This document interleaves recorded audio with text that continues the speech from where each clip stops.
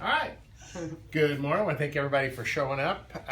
We're going to have a short class this morning about preparing for emergencies and disasters in your home so that when these things happen, and they do, you're ready to deal with it and ready to get through it in one piece, and then handling it in the moment also helps you get to a point where you get to recover better.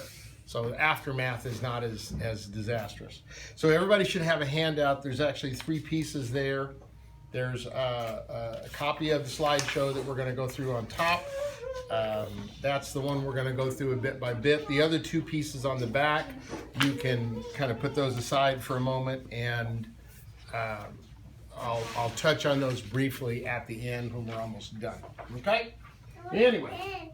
Moving on, real brief agenda. We're going to talk about the difference between a disaster and an emergency. They do sound a lot alike, but your disaster might be an emergency. Your emergency could be a disaster, but there are some distinctions.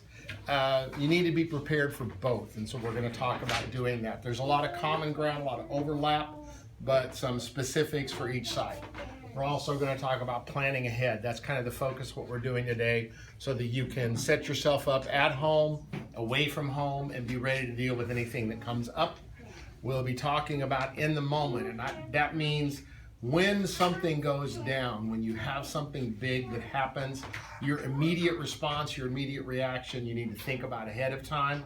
You need to think about what you're going to do when those things happen, because trying to figure it out in the midst of chaos and crisis is not a good idea. You got to plan ahead of time. It comes out a whole lot better for you. And then finally, at the end, we're going to talk about recovery, what to do afterwards to kind of put your life back on track to get things back to normal. Okay? Good. And emergencies happen, disasters happen. Being prepared, knowing what to do when they happen, being prepared, knowing how to take care of yourself, take care of your kids, deal with the situation is very important. That's kind of the focus of what we're doing today. We're going to talk a little bit, like I said, about the difference between the two. So an emergency is basically any crisis, moment, situation where yours or someone's life, health, and safety are at serious risk and needs immediate intervention, okay? So a lot of different kinds of emergencies come up. We could talk about your house is on fire. You could be in a car accident.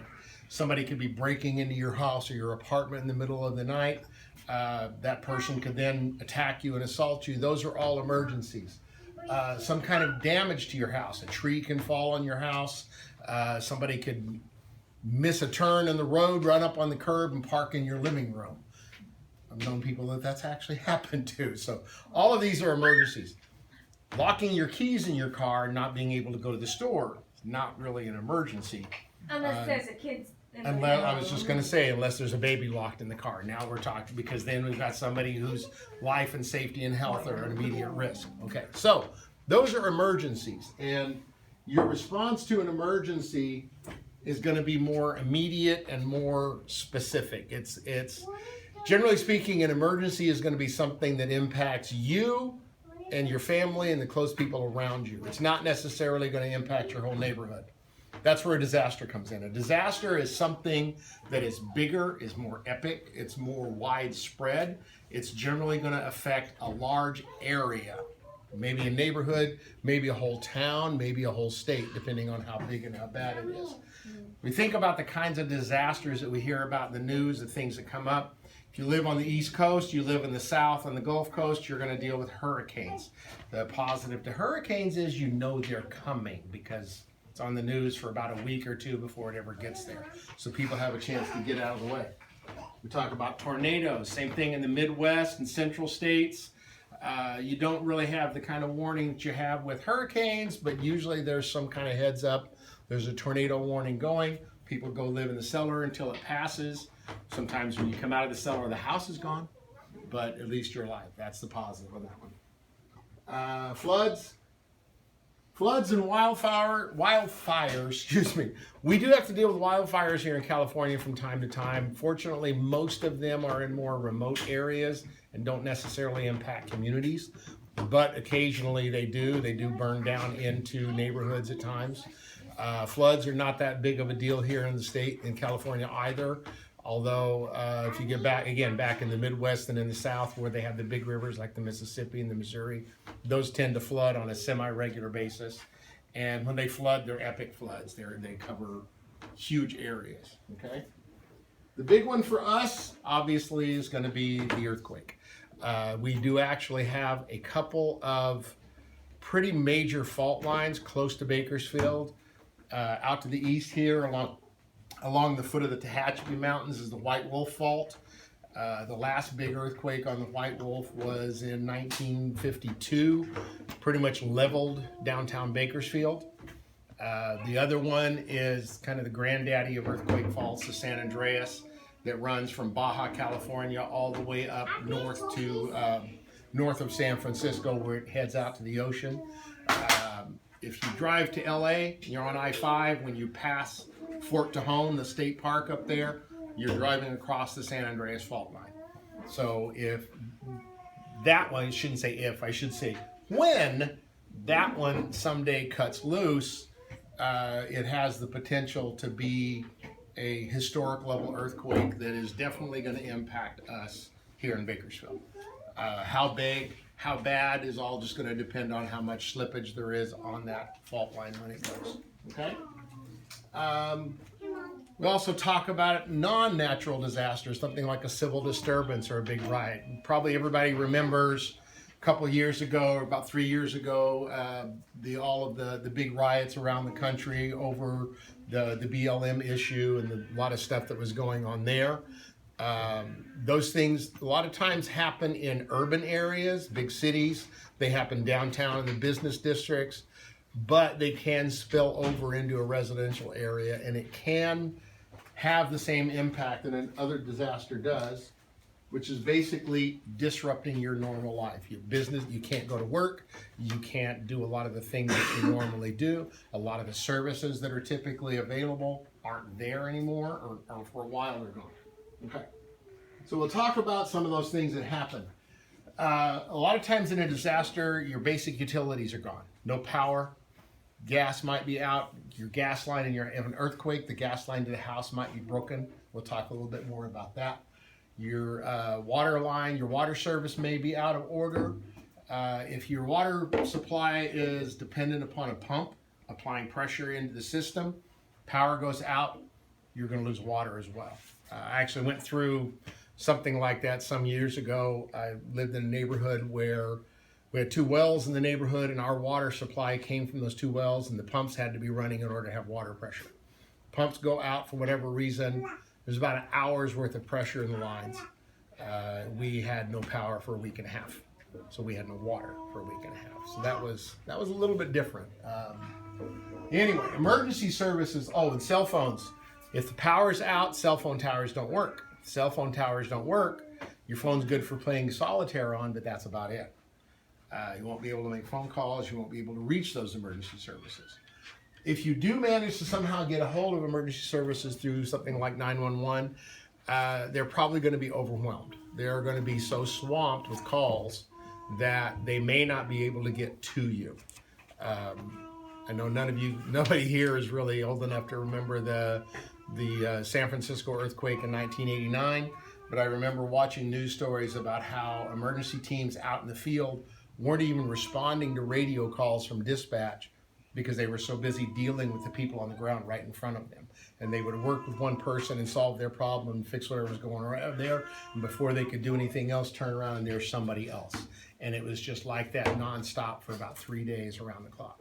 So emergency services will probably be completely overwhelmed, and that's assuming that you can even reach them in the first place, which is not a guarantee. Okay, so being prepared means being ready to deal with a lot of this stuff on your own. Streets and roads could be closed. If we have an earthquake, overpasses the freeways, bridges over roads could be coming down, could be blocked. Buildings could collapse and block streets and roads. So transportation is also going to be very, very impacted. A lot of stores and businesses, again, no power, they shut down. You can't get in and out. you can't do business if you don't have electricity. Even if somebody does manage to get power running to their store, if the network in general is down, now that we do so much of our business by with cards and electronically, when that network shuts down, that stops business from going on. So even if you can get to a store and they happen to be open, your debit card, your EBT card, your credit card may not work because they don't have a connection to a system that will let you use it. At the same time, banks and ATMs are probably going to be out of order also. They use the same network system. They use the same computers. They can't give you your money out of your account because they can't access the computer records that show how much you have. So that's going to be an issue as well. Okay, so being prepared to respond and to deal with these kind of situations really kind of falls into one of two categories. The first one is going to be a shelter in place, and it's just exactly what it sounds like. It means you're going to stay at home, and you're going to stay in your house where it's safe, where you can have more control over the environment. You may not have electricity, you may not have running water, and that's why you need to prepare your home to be ready to be there for an extended time and deal with whatever comes up. The other option is what we'd call an evacuation or relocation. This would come into play if your house isn't safe. Maybe you've had part of the structures collapsed, maybe part of it has been burned for whatever, or maybe there's something going on in the area around your house and staying there is not an option. Well, then you need to be able to get up and go somewhere else. And that means a lot of the preparation that you've made to deal with these emergencies needs to be something you can take with you when you go. You might be going to a shelter that's been set up. You may be going to a family or home or a friend of someone that you can stay with for a while. There may be other options available. In some cases, when they do major evacuations like that, places will rent a hotel and you just put people up in hotel rooms. There we go. Okay. And each of these options calls for a kind of a different set of preparations. There is a little bit of overlap again, but being prepared for both is important and it will help. But let's talk about sheltering in place first. Okay, so sheltering in place means staying at home and having everything you need to survive and move forward with you there. Starting with canned foods and dry foods, stuff that's non-perishable. If your power's out and it's going to be out for an extended period of time, everything in the refrigerator is going to be bad within a day or two. Eat that first. Eat everything you can out of the fridge while it's still usable. But then you want to turn to your canned goods, pasta, rice, beans, flour, salt, sugar, things like that. If you have access to a working oven, you can make bread, you can make cornbread, you can make biscuits. Cooking could become an issue, which is why I've suggested a camp stove. I've got a little 2-burner Coleman stove that runs off of the little green propane bottles that you can get at Home Depot or Lowe's or Walmart or wherever. Those are great for cooking on. I did some reading and some research on using that indoors. Some people said you can set it on top of your stove top and that way it vents through your stove vent that's over that. Others didn't recommend that. I'm kind of on the fence about it, so I'm not going to say use it that way. I would say be safer, especially considering that you're in the middle of a crisis situation anyway. We don't want to make it worse. Do your cooking out in the garage or on the back patio or on the porch or something. It might be a little bit more inconvenient, but at the end of the day, it's going to be safer. Absolutely under no circumstances ever set up a charcoal grill inside your house. That's kind of a guaranteed way to get carbon monoxide poisoning, possibly start a fire, and then now you've taken a crisis and turned it into a major emergency there. But you can cook in a stove, like a cook pot, on a charcoal grill. Just set it right on top of the grate. You can boil water, you can cook pasta, you can cook beans or whatever. Yeah, your pans are going to get a little black and a little sooty, but that can clean off eventually. Okay.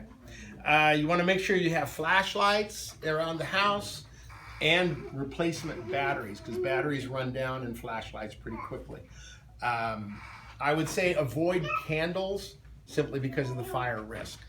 If you're using a lot of candles in the house for light, that's just a handful of little fires waiting to get out and go somewhere else, especially if you have little ones around that are running around and grabbing a hold of stuff and, you know, just being kids like they do. You want to keep a battery pack for your phone, and I'll show you what I'm talking about because I've got one in here. I'm talking about a rechargeable battery pack that you can use to recharge your phones and your devices. I bought this one off Amazon years ago for probably about 20-25 bucks. I can take my cell phone, my iPhone, all the way down to 0 charge, recharge it again on this 4 times. So the bigger they are, the heavier, the denser they are, the more juice they have in them. I typically keep this plugged in at home so that it's always charged. The downside to that is in the case where power's out, when this goes dead, you're done. I have seen similar units online that are solar powered. You lay it out on the picnic table out in the backyard, let it get full sunlight, it charges up, then you can charge your phone. They're not very expensive. You also want to, well, I'll go over more of the go bag later on. Okay. You also want to get, you probably would be a good idea to find a little transistor AM FM radio and extra batteries for that as well. Again, major issue with power outages. The only way you're going to really have a good idea of what's going on around you is radio news. TV stations probably aren't going to be broadcasting because most people don't have a battery powered TV set. A lot of people do have battery powered radios.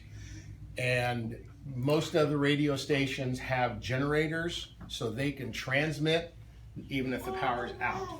And the government agencies that respond to emergencies and disasters, they use those radio stations to get the word out to people.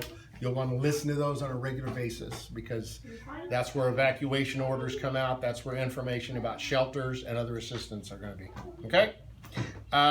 Drinking water. You're going to want to stash a supply of drinking water somewhere in your house.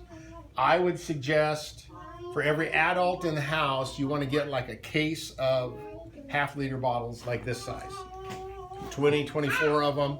Put them in a closet somewhere where they're not going to get super hot. You don't want to put them out in the garage. When these bottles get hot, the plastic breaks down and you leach chemicals into the water that aren't healthy. But you want to keep it somewhere in the house where it's safe and cool and you can easily get to it. And rotate it out about every 5 or 6 months. At one point, I usually kept 2 or 3 in the closet and I was drinking out of the one on the top. And when it was gone, I'd buy another one, put it at the bottom of the stack. So you just kind of keep it fresh that way. Cooking, using these for cooking is not really efficient because you're dumping 4 or 5 bottles into a pan.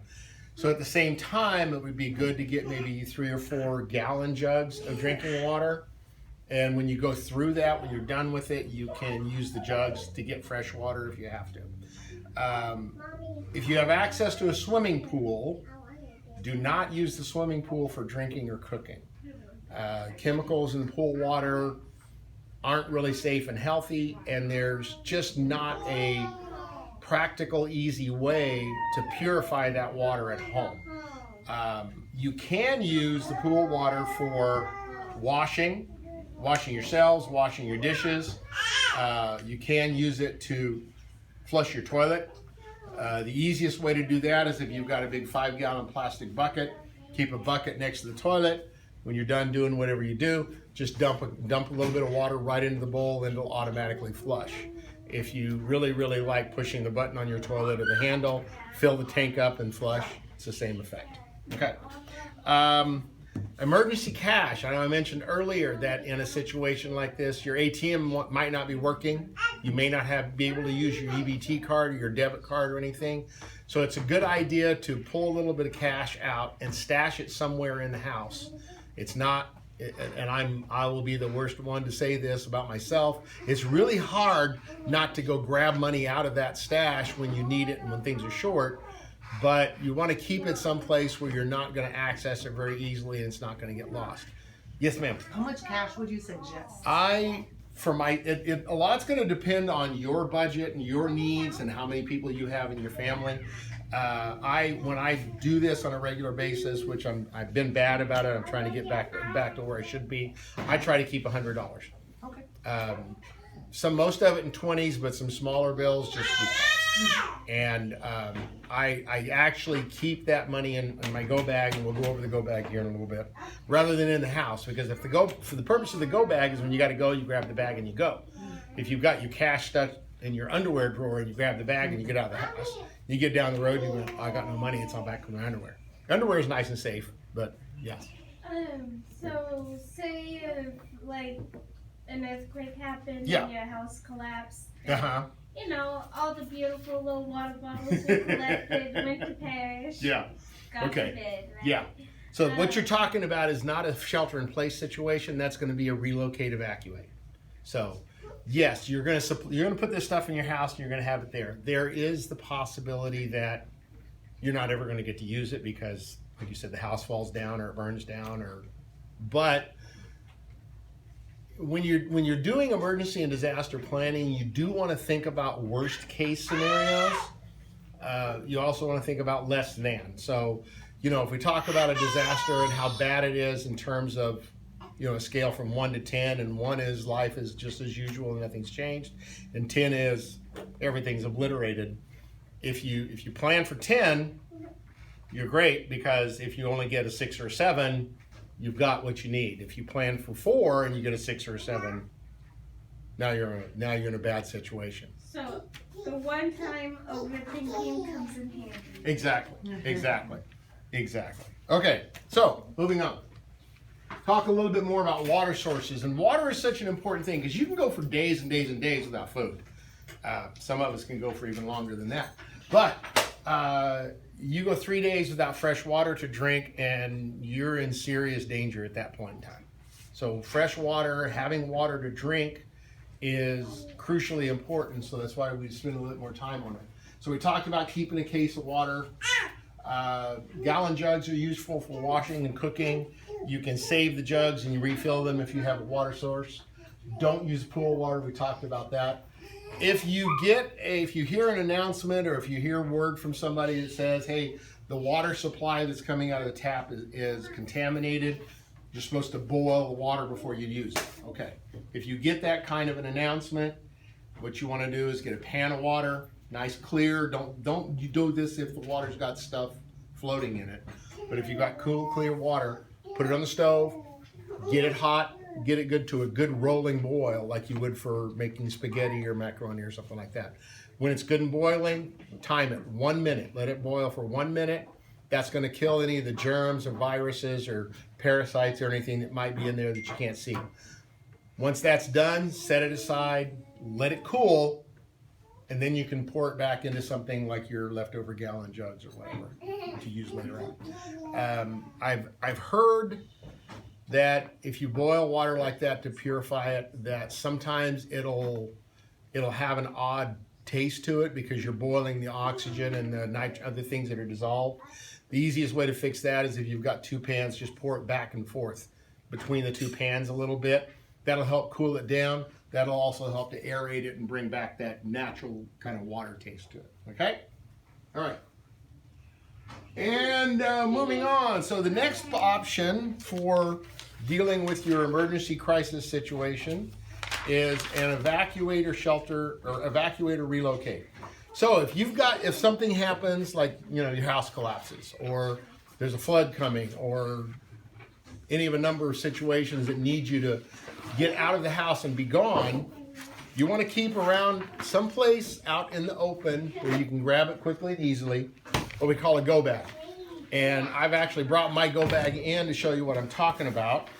And if you go all the way to the very back of this handout, there's a list of items it's my personal list of what I put in my go bag. It's definitely not an end-all, be-all. There are certainly things that could be added to the list. There may be things there that don't necessarily apply to you, but I do kind of want to show you what I've got, okay? It's probably a good idea to have a separate bag for everybody in the house because if there's 3 or 4, I mean, this is, you can see this thing is stuffed pretty full, and this is just for me. So if you've got kids, you've got little ones, you might want to have a separate bag for them. If you have a partner in the house with you, one for each of you. And the idea is when you've got to get up and go on the way out of the door, you grab the bag. Okay. Yes, ma'am. What about pets? That's a tough one. I was thinking about that actually. I was thinking if I have a fire at my place and I've got to get out of the house, on the way out of the door, I'm grabbing the bag and the cat. Dealing with your pets, it's kind of a hard choice to make. A human life is always higher value than an animal. We love our pets. I love my guy to death.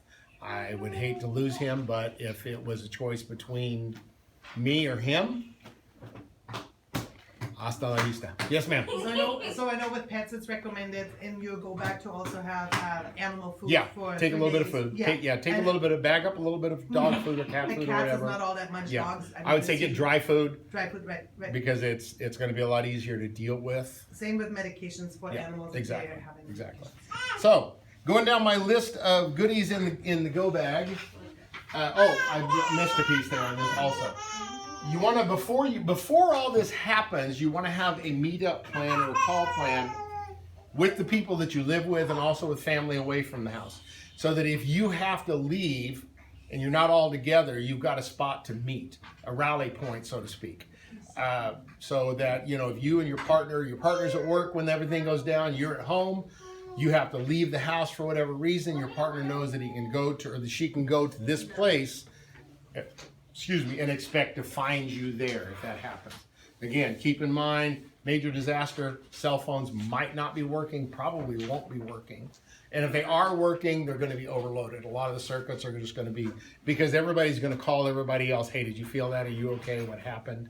So on and so forth. And I don't know about other cell companies, but I know that AT&T at least, they have a system set up that in the event of a disaster like that, they can flip a switch on the computer that controls the cell lines, and cell phone numbers that are registered to emergency responders like police and sheriffs and fire and so on, those phone lines get priority, and they can actually bump another call off the system if the system's overloaded.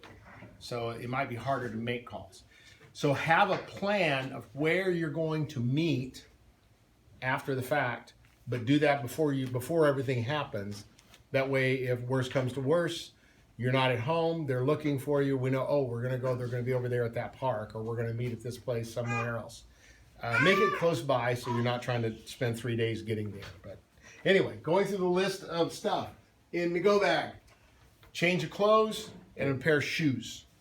I have a pair of jeans. I've got my ratty old tennis shoes in here that I can wear anywhere I feel comfortable with.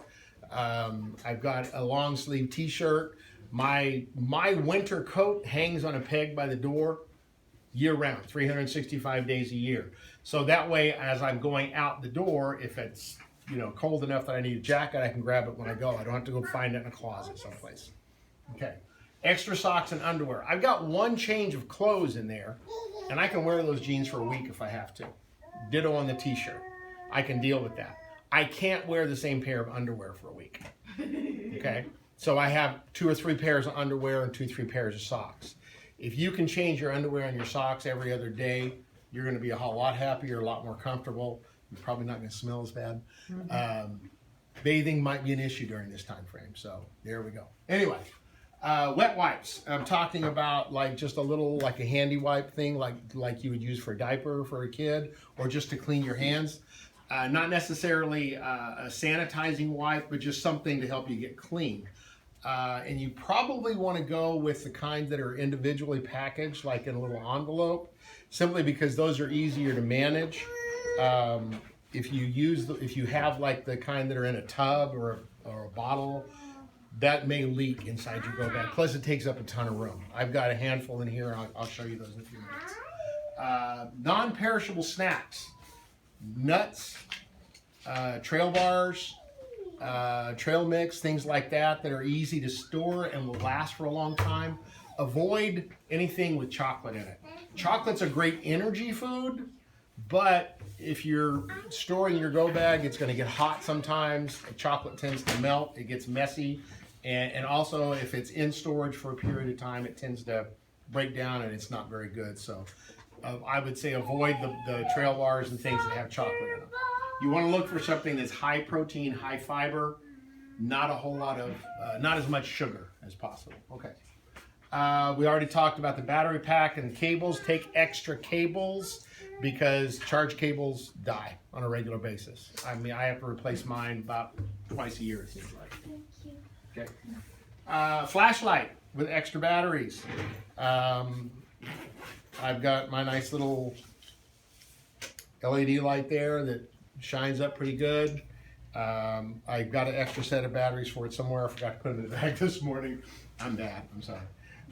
You want to have matches or a lighter, simply because you might need to be someplace and, you know, set a building or start a fire, I'm saying, excuse me, for cooking or warmth or whatever, if it's safe. But having those things handy is important. Back to the AM/FM radio. That's the same radio we were talking about if you're going to shelter in place. It's going to give you an idea of what's going on around you, where you might be able to find shelter, where you might be able to find assistance of some kind, areas that you want to stay out of. Your emergency cache. When we talked about having that in the house to stay shelter in place, I would suggest if you do that for the house, put your emergency cache in your go bag, because you want to have it in the bag when you go. But if you're at home and you're able to stay at home, you know it's in the bag, you can go to it and get it. Ziploc bags, assorted sizes. Ziploc bags are one of the greatest tools ever invented, as far as I'm concerned. Years ago, when I used to take fourth graders on field trips, I had my go bag in my classroom. I always took the go bag on the field trip because you just never know, right? And we were on a bus to Ventura, and a fourth grader who had a huge bag of hot Cheetos and about a gallon of Gatorade for lunch decided that he was going to start throwing it up on the bus. And I was able to grab a gallon Ziploc bag out of my bag real quick, hand it to him. He puked in the bag. When he was done, I zipped it up. Crisis averted. Trust me, you don't ever want to be on a bus full of fourth graders where somebody's throwing up. It's a thing. But I keep in here, I've got a gallon Ziploc bag with a handful of quart bags and sandwich bags in it. You can buy cheap economy bags, but for this, I would say get the best bags you can buy. They're thicker, they zip up, they seal better. Comfortable. It's just a little bit more reliable, okay? Also, keep a couple of trash bags. I have a couple of regular kitchen trash bags and your basic grocery bags. The grocery bags you're getting from Vons and Albertsons and Target and whatnot these days, a much heavier grade of bag. They last really well. They're great for carrying extra things. A bag is always just a useful thing to have. Utility knife. I'm not talking about something that is like a weapon grade to stab somebody with. I'm just talking about a basic knife that you might need to open a box or a package or something like that. Easy to keep, easy to use, but they're also very safe to keep in a bag like this. First aid supplies. You don't need anything really extensive. You don't want a big, massive first aid kit. You basically want to have a few gauze pads, a little bit of tape or a wrap of some kind, some antibiotic cream, something like Neosporin, maybe some aspirin, Tylenol, Aleve, whatever your pain reliever is of choice, a few Band-Aids, just basics that you have to deal with minor injuries, okay? Moving on to your medication, stuff that if you're taking something on a regular basis, you want to keep a 1 week supply in your bag and just have it there for whenever you're, when things go down. Keep them in one of these. I keep mine in here too. You also want to have a list of the medications that you're taking and have that written down so that, if you end up at an emergency room or a clinic or someplace, they're going to ask, what are you taking? You may not be able to answer real clearly. You may not have everything in your head, but if you've got the whole thing printed out on a list, you can hand it to them and say, this is it. Or if somebody's with you, you can point them to the bag and get it there. If you have little ones, you need a separate bag for them. Baby formula, diapers, wipes, extra clothes for them. So if you've got little ones, you've got a go bag, they've got a go bag. If the bag's small enough, you can put it on their backpack, on their back like a backpack, and let them carry it. Otherwise, well, that's parenthood, right? Important documents. I threw that in there. I don't necessarily have those for myself, but it might not be a bad idea. Things like birth certificates, social security cards, insurance cards. If you have court documents describing custody or visitation agreements and such, you might want to hold on to those, keep them close, especially if you're having to evacuate. Those things aren't going to be easily accessible in a crisis like this, so having them at hand could become important. At least a copy. At least a copy of them, exactly. And also a pen or a pencil and a notepad of some kind. I'm a big fan of the 3x5 note card. When I used to run a school, when I walked around on the yard, I had 5 or 6 of these in my pocket all the time. If I had to stop and talk to somebody and needed to jot some information down, the nice thing about note cards is they're nice and stiff, so you can write on them while you're standing. You may come across information of some kind, addresses, phone numbers, stuff that you need to go deal with, and if you have a way to write it down, then you've got it there and it's handy. Okay. On to being prepared in the moment. This is what we are going to do when stuff happens. When things are falling apart around you, the big earthquake hits, buildings are falling down, roadways are falling down, everything's on fire. Okay, your immediate reaction, really response to whatever's happening, is going to depend on what it is that's happening, okay? So if your emergency is confined to your home, let's say you have a fire or some other incident that impacts your house, call 911. That's the first thing. That's always your first response to an emergency, is pick up the phone, call 911. Stay on the phone with the dispatcher until they tell you it's okay to hang up. I have a friend who's a dispatcher, and she says one of the worst things that they deal with is people calling in and saying, hey, I need help, I've got this going on, blah, blah, blah, blah, and then they hang up the phone. And they don't have all the information that they need to send help to you where you are. So stay on the phone with them. A lot of times they'll give you instructions or directions how to deal with things. If somebody's injured, they can walk you through first aid. If somebody has had a heart attack and their heart stopped beating, they can talk you through doing CPR. I've had that happen to me, so I mean, it's a thing. Stay on the phone with them until they tell you it's okay to hang up, which usually will be when emergency services pull up and they say, do you see the ambulance out front? Yes. Go meet them out there. You can hang up the phone now. That's what they'll tell you. Always do exactly what they tell you to do. If they tell you to go get out of the house, get out of the house. Oh, it's dark and scary outside. Don't worry, get out of the house. They tell you to stay inside, stay inside. Listen to the dispatchers. They know what they're talking about. Always in any situation like this, think about your own personal safety and security. Think about what you're doing. Don't just run off in circles and become part of the problem. You know, you want to think about, if I go outside, is this going to make things worse? If I stay here, think about what could possibly happen before you make a decision and take action. If the problem is in the house, obviously, get outside.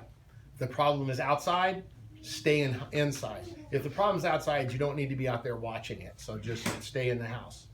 And avoid getting involved in things that are going on, especially outdoors. Like I said, don't become part of the problem. Don't become a victim when you don't need to be. Okay? All right. So, in the middle of your emergency or disaster, use your radio. Turn that radio on. Listen to what's going on. There will be news. There will be announcements about stuff. You may hear evacuation orders. You may hear other plans. The officials telling you what you need to do next. If an evacuation order comes down, grab your go bag and go. One of the biggest causes the loss of life and injury in disaster areas are people being told that they should evacuate and they don't. They stay because they think, oh, I can handle this. I've heard about people in the South holding hurricane parties, having a party while the hurricane's blowing outside. Because they don't think it's going to hit them that hard, and inevitably it does. So if they tell you to go, go. If the disaster you're facing is a major earthquake, you want to do something called duck and cover. If you've got a solid heavy table like one of these, you can get under the table, protect your head. That'll keep things that are falling from landing on you. One of the things that they used to tell us, I remember growing up and going to school and hearing this, in case of an earthquake, get in a doorway. That's not the case. They've found out that that's not the safest place inside a building. In fact, inside a doorway can be very dangerous because the doorway is open. The doorway itself might be fairly strong, but the doorway's open on both sides. And if stuff is falling, it's coming at you from two different directions. The actual safest place in a building during an earthquake is in a corner. In a corner, or even just up against a wall, get down low, protect your head. Because if the building does collapse or partially collapse, if things are falling, it's going to fall at an angle and create what's called a survivable space. So if you think about being tucked in, don't get underneath the TV because the TV can fall. Think about things that could fall on your head. But if you back into a corner and you get down, you've got walls going this way. If stuff falls, it's going to be in front of you, but you're going to be in a survivable space. You might get hurt. You're probably going to get stuff falling on you, but again, the ideal spot is either up against a wall or backed into a corner. Yes, ma'am. What if you live like in an upstairs? Same thing, and hope that your upstairs stays upstairs. The only reason why I say it is because when we had a earthquake a couple years ago, Yeah. I was living upstairs and it was weird because we went to the door frame. Feel it moving, yeah. And then you could Yeah. feel the whole building Yeah. just moving. Most of the buildings that have been built in, at least in Kern County in the last 30 or 40 years are probably pretty earthquake safe, earthquake resistant. The best kind of building to be in an earthquake is a wood frame building because they flex. They flex and they move, but they don't fall down unless it's a really, really, really, really bad earthquake. Second best is what's called reinforced masonry, which is a brick type building, but there's a lot of steel rebar and other stuff in the building that, in the front structure that strengthen it. The problem with stacking bricks with mortar between them, they don't flex. And if they don't flex, when they move, they fall apart and they fall down. Exactly. So this building is, I'm hoping, is reinforced masonry, because if that happens to hit while I'm here at work, I'm gonna be out the door real fast. Don't go outside during an earthquake. If you're feeling that shaking, like I said, find your corner, find your wall, find your spot, get under a table. Don't run outside, because if things are falling, like from buildings or trees or whatnot, you're not protected out there. You're not out in the open. If you're out in the open when it happens, obviously get still, get down on the ground, protect your head, avoid anything that's falling if you can. Be aware of what's going on around you. If you're at home when the earthquake hits, once the shaking is stopped and things have calmed down and your heart stops racing and you can breathe normally, get out and walk around. Do a walk around the outside of your house looking for any kind of damage or anything that's going on. Do the same thing throughout the inside of your house. You really want to pay attention to looking for the smell of gas, natural gas. If you smell gas, especially inside the house, get out of the house right now. Don't hesitate, don't delay. Grab your go bag, get outside in the front yard, get everybody else outside. Do not turn on light switches. Don't even open the refrigerator door, because any electric switch turning on, turning off can generate a small spark. And if you've got a gas leak in the house and it fills the gas with house, small spark turns into a great big boom. And then your roof is gone, your walls are gone, your windows are gone, you're gone. So don't do that, okay? If you do smell gas, you want to try to shut off your gas valve. I probably should have put a picture of a gas valve in here so you know what it looks like, but you can get on Google how do I turn off gas in my house and find that. Usually what you'll find next to the gas meter on the pipe is a little round kind of a structure on there, and there's a rectangle that is the knob that actually turns the valve. If the rectangle is in line with the pipe, that means your gas is on. You want to put a wrench on that and turn it about 90 degrees so that the rectangle is crossways on the pipe. That means the gas is off.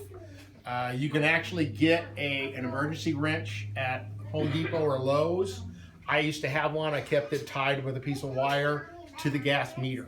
That way, if I had to run out there and shut the gas off in an emergency, I'm not going through the garage and digging through 19 toolboxes trying to find one odd little tool. It's right there. You grab it, you turn it off. If you do have to shut your gas off, do not turn it back on until the gas company comes out and inspects everything and says it's okay. All right? Trying to get through this before I run out of time. I'm sorry. All right. And we've already kind of mentioned part of this. Be aware that emergency services in a major disaster like this are going to be overwhelmed. They may not be able to respond quickly to your situation if you can even get a hold of them. They may not be able to respond at all. If you're dialing 911 and nothing's going through, set it aside, give it a couple of minutes, try again. Just keep trying. It may take a while. If cell towers are out of service or they might be overwhelmed, they shut down, they limit calls. So if you do have to make a call, make it something important. You probably don't need to call your 27 friends and talk about how the earthquake felt. You probably do want to call family or friends out of state and let them know you're okay. Actually, oddly enough, in situations like this, out-of-state calls tend to go through better than local calls. Don't know why, it's just a quirk of the system. Listen to the news reports on your radio as often as you can. Probably don't want to turn the radio on and leave it on 24/7 because that's just going to eat up your batteries. But it is a good idea to check it, like say every hour on the hour, just to see if there's any new announcements or any new news going on. Okay? All right. Moving on to recovery. When things settle down, you can start cleaning up. But be aware of possible dangers and hazards that are out there. Things like down power lines, broken water pipes, broken gas lines or whatnot. If you come across any of these things, don't try to deal with them yourself. Stay away from them, leave them alone. Notify someone, call 911 or call whoever you can call, or flag down a cop if you see him going by and say, hey, there's a power line down here. There's a system set up to get that stuff fixed. Okay? Phones may come back on quickly after an earthquake. They might not. There might be a little bit. Could be a few days. Could be longer. The state of California has set up a number of disaster assistance agencies, and that's what these two packets on the back of your stuff is about. I'm not going to go through that because there's a whole lot of information there, but these things would be very helpful after the fact.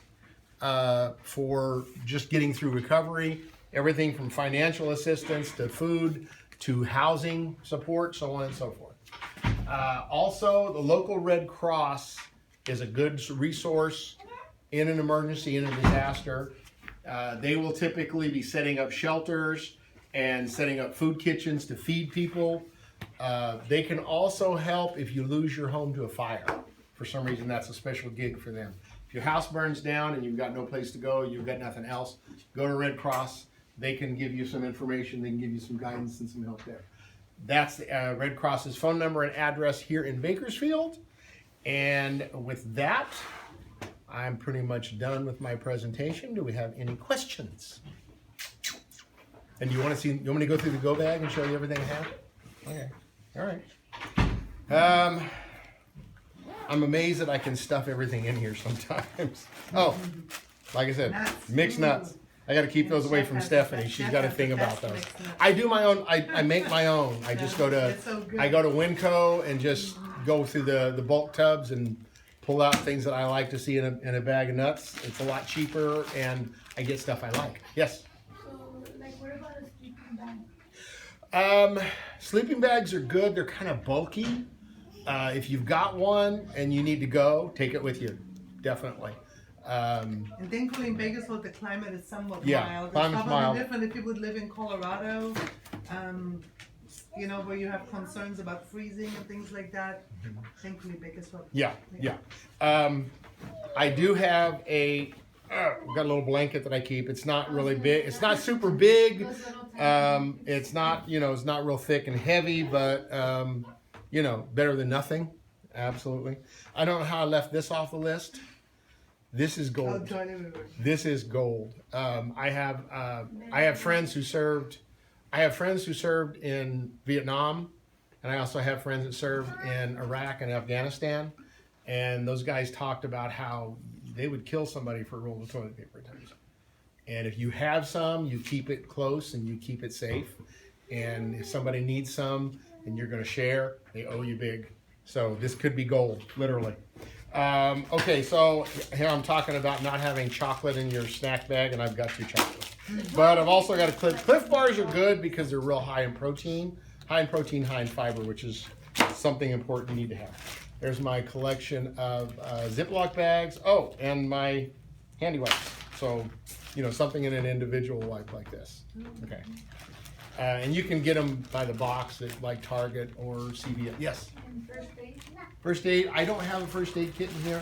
I used to keep a really well There's like stocked. tiny ones too. Yeah, you can get really small ones, or you can just, you know, like I said, pick up a box of gauze pads, a roll of gauze, a roll of first aid tape, some antibiotic ointment like Neosporin or something, a handful of Walmart or CVS.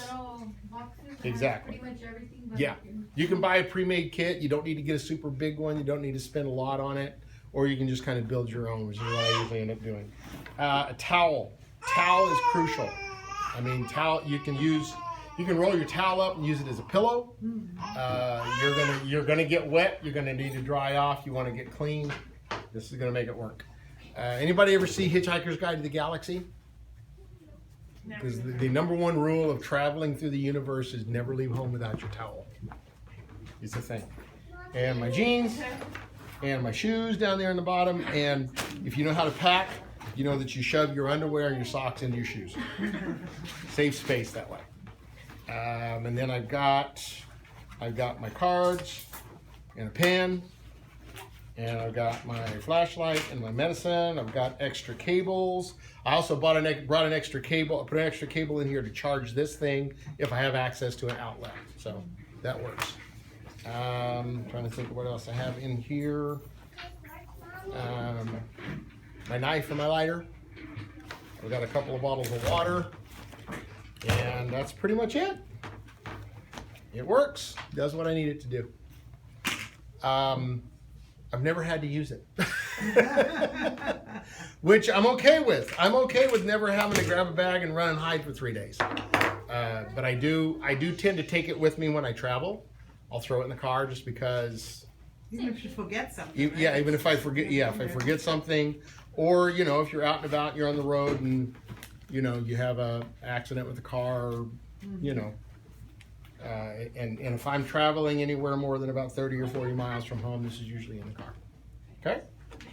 All right. Thank you much. Any other questions? And I'm happy to answer anything down the road if anybody else wants to talk about disaster and emergency prep. It's a thing. I've done a little bit of study on it. I used to teach it at the schools, and happy to help. Thank you so much, Jeff. You guys all have a great day. Mama.